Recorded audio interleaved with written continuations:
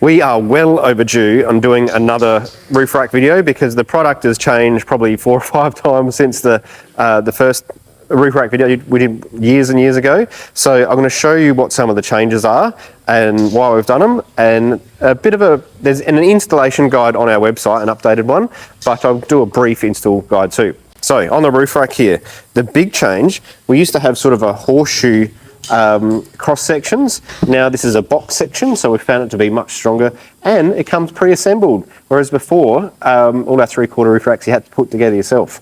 Now, talking about why we did a 3/4, on a Y62 Patrol, the sunroof starts about here, and the tailgate, when it goes up, the spoiler is like cuts in it as well. So we've made the dimensions of this roof rack 1900 millimeters, so it basically uses all of the real estate we can have from that point right up to the start of the sunroof.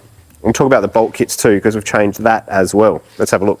So, and I swear all of the questions on our website are, how do you put these slide nuts in the channel here? Well, we changed the design. So you don't actually use them anymore, you use these ones.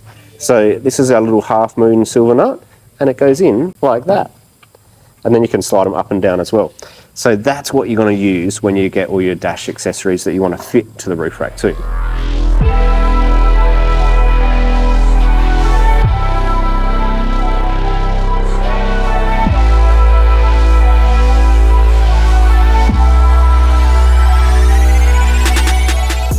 There are more improvements, I'll show you that as well.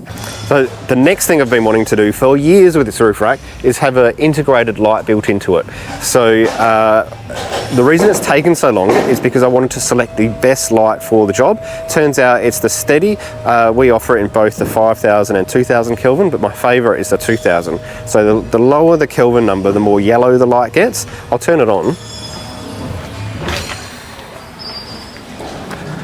It kind of reminds me of the light that, like, if you're camping and the fire's giving off an amber light, that's kind of the light that this gives off. So it's not too white, slightly less bugs, but it lights up the campsite beautifully. We have some awesome drone footage to show you of a recent camp that we did, and I really love this light, it's excellent.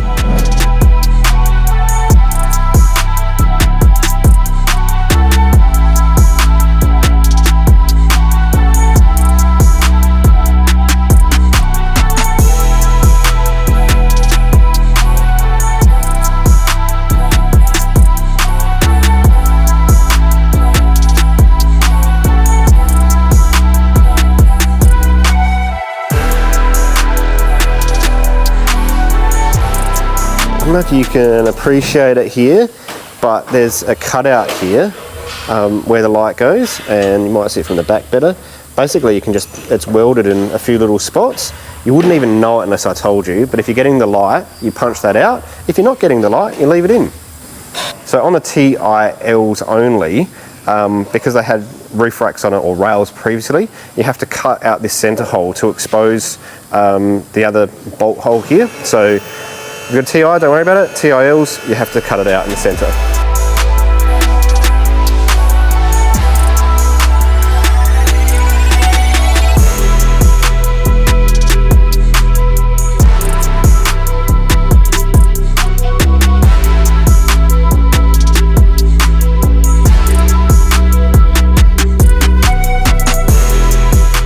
All right, we're at the end. We've got lights on the side here, excellent. Lights up the top, beautiful, we're all set up.